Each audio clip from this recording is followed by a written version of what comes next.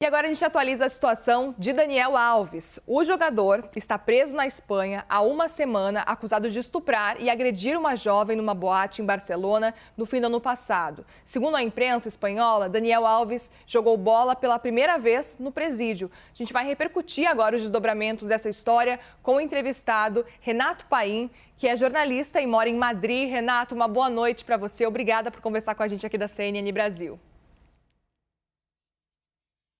Boa noite, Muriel, a todos que acompanham a CNN Brasil. Pois é, o Daniel Alves já há uma semana na prisão na Brians 2 em Barcelona. Ele primeiramente foi para a Brians 1 e agora está na Brians 2 e já começa a se adaptar com os outros presidiários, já começa a se socializar além do seu companheiro de cela. Tem um companheiro de cela brasileiro, o Coutinho, e também agora começa a socializar com outros réus, outros condenados dentro da prisão em Barcelona.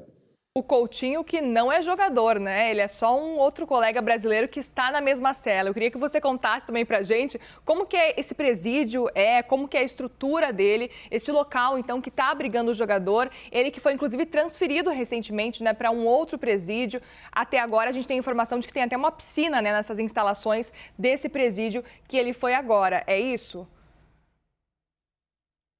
Exatamente. Os presídios aqui na Espanha, né, e o sistema prisional espanhol, ele visa a reabilitação e a ressocialização. Por isso, dentro do presídio, não é que, claro, ele vive com luxo, mas existem várias atividades dentro do presídio, não só para o Daniel Alves, para todos aqui que são condenados na Espanha, como aulas, oficinas, tem algumas quadras de futebol, tem piscina, também tem até cabeleireiro, academia, jardim, a piscina que a gente viu aí, e todas as instalações têm um certo conforto, porque, como eu disse, o sistema prisional espanhol visa a reabilitação e a ressocialização, ou seja, ele quer que os presos paguem pelos seus crimes, mas que depois possam voltar à sociedade de uma maneira melhor, mais evoluídos aí, com uma mudança também no pensamento e na vida. O Coutinho, né? Claro que não é o jogador, é brasileiro e é condenado por um crime sexual. Ele é condenado por um crime sexual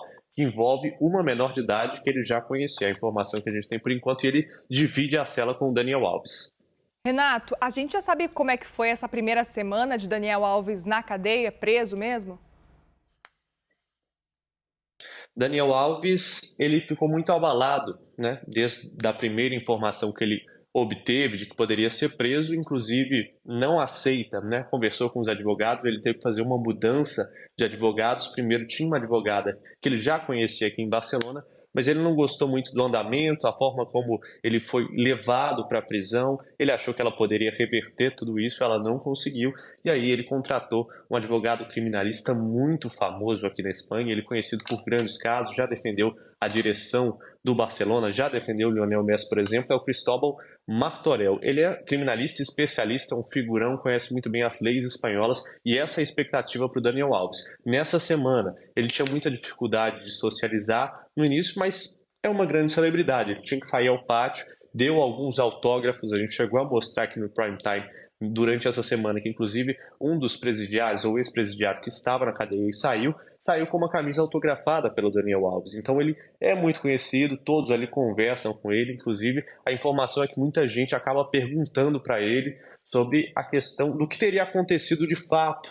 E ele nega completamente, ele não diz que cometeu esse crime, e quando as pessoas começam a insistir muito sobre os detalhes, a informação que a gente tem é que ele se silencia sobre esse assunto. Ele fez um companheiro agora, com uma amizade com um companheiro de cela dele, e um outro ponto importante desta semana do Daniel Alves é que ele proibiu o acesso da própria família. Ele não quer que a família visite ele, a mãe dele, inclusive, que está em Barcelona, já foi vista aos prantos, né, está passando muitas dificuldades vendo o filho na prisão. Ele não recebe os parentes porque ele diz para o advogado, né, no primeiro encontro que foi nesta semana com um novo advogado, que não quer a família dele para não se expor e para que a família dele não veja ele nessa situação.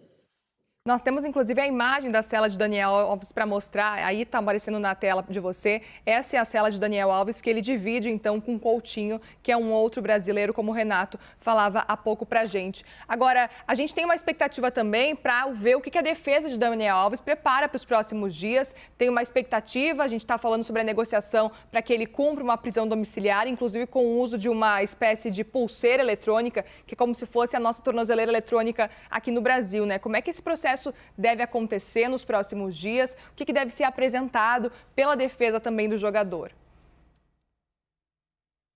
O advogado do Daniel Alves prepara nas próximas horas. Aqui em Madrid já é segunda-feira, no Brasil ainda é domingo. Então, nesta segunda-feira, ele vai apresentar o recurso. Ele teria até terça-feira para fazer esse recurso, pedindo aí a reversão, né, para conseguir, né, que as investigações ele esteja em liberdade, mas essa liberdade condicionada ao uso de uma pulseira eletrônica. Outro argumento e outro ponto que vai estar nesse recurso do advogado Daniel Alves é a retenção dos passaportes, tanto o brasileiro quanto o espanhol, que ele tem direito para demonstrar que ele não tem possibilidade de fuga do país.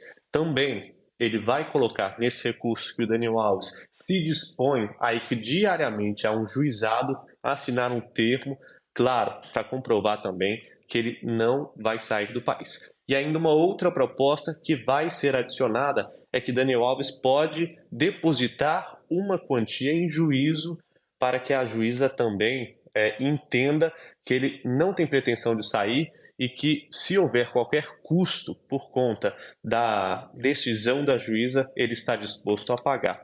Isso porque, é importante dizer, a prisão temporária, né, essa prisão do Daniel Alves, provisória, ela pode durar até 2 anos, mas o argumento da juíza era de uma possibilidade de fuga de Daniel Alves, ou seja, que ele corria o risco iminente de fuga. Por quê? Ele vive no México e porque ele não estava no país, ou seja, e trabalhava no México, então ele poderia sair. Agora que ele não tem mais contrato, o contrato dele foi rescindido com o Pumas do México depois de toda a repercussão sobre o caso, e que ele vai reter os passaportes, toda essa situação já midiática em cima dele, ele vê como uma possibilidade da juíza reverter esse assunto. Quais são os próximos passos? Amanhã, pois é, hoje, segunda-feira, aqui na Espanha, amanhã no Brasil, na segunda-feira, vai interpor esse recurso. A defesa da vítima tem outros 5 dias para apresentar outros argumentos contrários ao que a defesa de Daniel Alves vai propor, ou seja, os outros argumentos para colocar de alguma maneira uma imposição, dizer por que o Daniel Alves deve permanecer preso preventivamente,